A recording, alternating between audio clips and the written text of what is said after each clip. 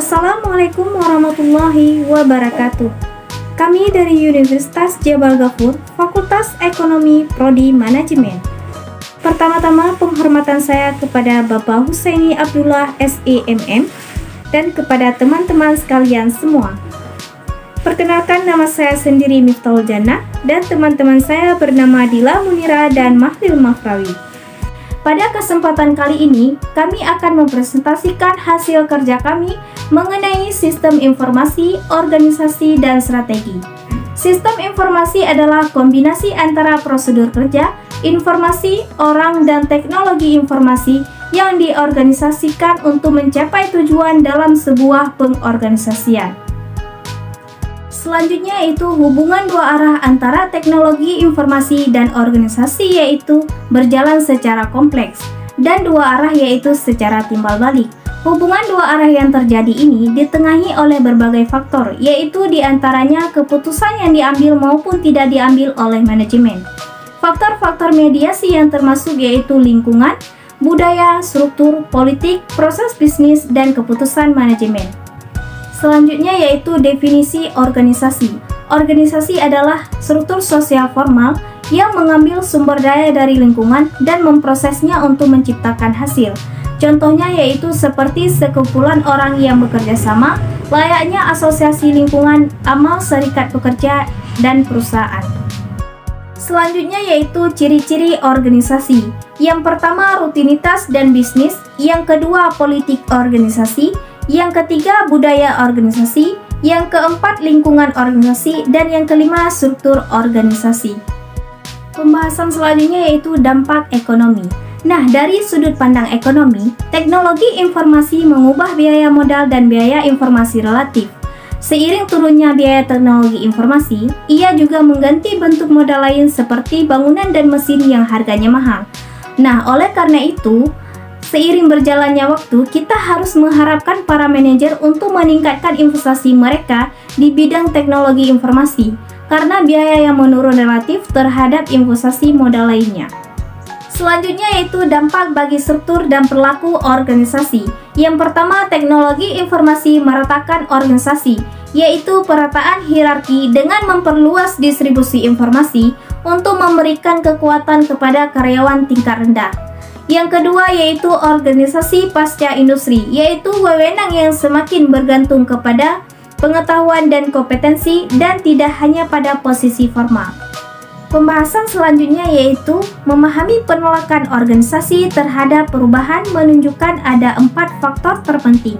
Nah, menurut 4 faktor terpenting ini, satu-satunya jalan dalam melakukan perubahan adalah dengan mengubah teknologi itu, tugas-tugas, struktur, beserta seluruh orang-orang di dalamnya secara sekaligus. Nah, hanya ini yang dapat saya sampaikan. Lebih dan kurang saya mohon maaf, dan pembahasan selanjutnya akan dilanjutkan oleh teman saya Dila Munira. Baik, pada kesempatan kali ini saya akan melanjutkan presentasi dari teman saya, yaitu tentang internet dan organisasi. Dalam kehadirannya, internet secara dramatis menekan biaya transaksi dan biaya agen yang dihadapi oleh banyak organisasi. Sebagai contoh, perusahaan pialang dan Bank New York sekarang dapat mengirimkan standar operasional manual mereka kepada para karyawan yang berada di lokasi yang jauh dengan cara memposting situs web perusahaan, dapat menerima pembaharuan informasi harga barang dengan cepat dengan menggunakan web atau perintah yang dikirimkan manajemen lewat surat elektronik atau bisa disebut dengan surel. Pemasok atau vendor dari perusahaan-perusahaan retail besar dapat mengakses situs web internal perusahaan tersebut secara langsung guna memperoleh informasi penjualan terkini dan menginstruksikan pengisian ulang stok barang yang terjual secepat mungkin. Adapun materi selanjutnya yaitu tentang organisasi. Apa yang dimaksud dengan organisasi? Organisasi bisnis secara cepat menata ulang proses-proses bisnis, utamanya berdasarkan teknologi internet, dan menjadikan teknologi ini komponen penting dan infrastruktur teknologi informasinya. Jika jaringan yang sesuai dapat terwujud, hasilnya adalah proses bisnis yang lebih sederhana, jumlah karyawan yang lebih sedikit, serta organisasi lebih merata dibandingkan pada masa lalu. Baik, materi selanjutnya yaitu tentang implikasi dan perancangan dan pemahaman tentang sistem informasi.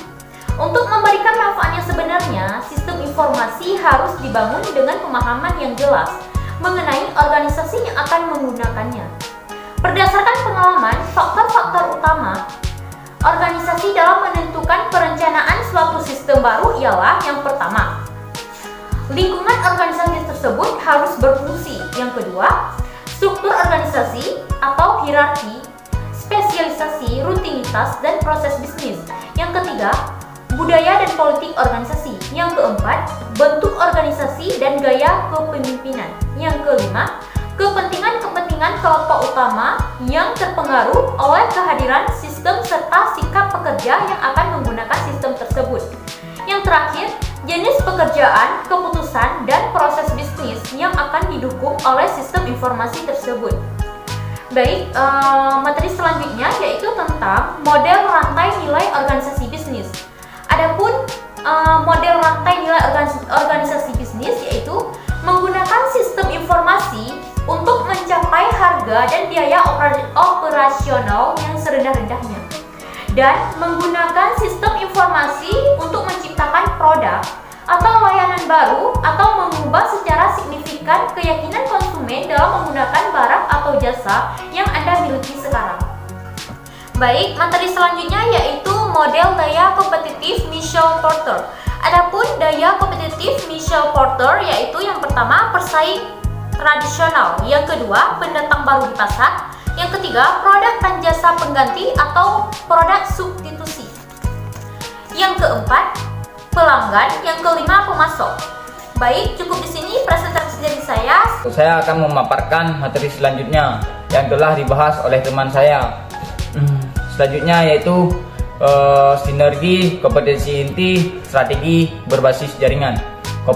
Sinergi. Pemikiran mengenai sinergi adalah ketika output beberapa unit dapat digunakan sebagai input unit lainnya, atau dua organisasi yang menghubungkan pasar dan keahlian. Hubungan ini mengurangi biaya dan menghasilkan keuntungan menggunakan teknologi informasi.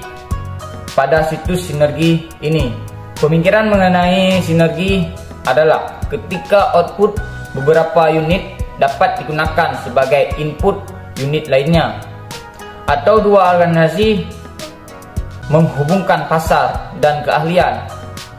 Hubungan ini mengurangi biaya dan menghasilkan keuntungan.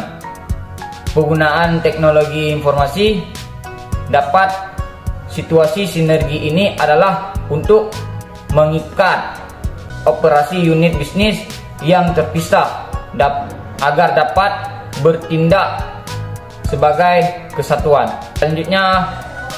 Selanjutnya kompetensi inti. Kompetensi inti atau core kompetensi adalah aktivitas yang dimana perusahaan dapat memimpin dalam industrinya. Kompetensi inti ini tergantung pada pengalaman organisasi, terdapatnya orang-orang penting. Dalam kompetensi inti, bagaimana karyawan dapat menghasilkan pengetahuan atau dapat memanfaatkan pengetahuan. Sistem informasi memberikan platform untuk para pengembang dapat mengakses pengetahuannya. Bisnis ekonomi adalah istilah lain dari jaringan independen yang dilengkapi secara leluasa oleh pemasok, distributor, perusahaan, ahli daya, perusahaan lainnya. Selanjutnya, menggandeng teknologi informasi untuk mencapai tujuan bisnis. Riset mengenai teknologi informasi bisnis dan kinerja bisnis telah menemukan dua temuan bahwa 1. Semakin sukses suatu perusahaan menggandeng teknologi bisnis untuk menciptakan tujuan bisnisnya, semakin banyak keuntungan yang diperoleh. 2. Hanya seperempat perusahaan yang berhasil menggandeng teknologi informasi untuk mencapai tujuan bisnisnya. Sekitar 50% dari laba organisasi bisnis diperoleh lewat pernyataan teknologi informasi dalam melakukan kegiatan bisnisnya. Sekian presentasi dari saya, lebih dan kurang saya mohon maaf. Bila ada kesalahan saya memohon maaf dikarenakan saya masih belajar. Terima kasih. Assalamualaikum warahmatullahi wabarakatuh.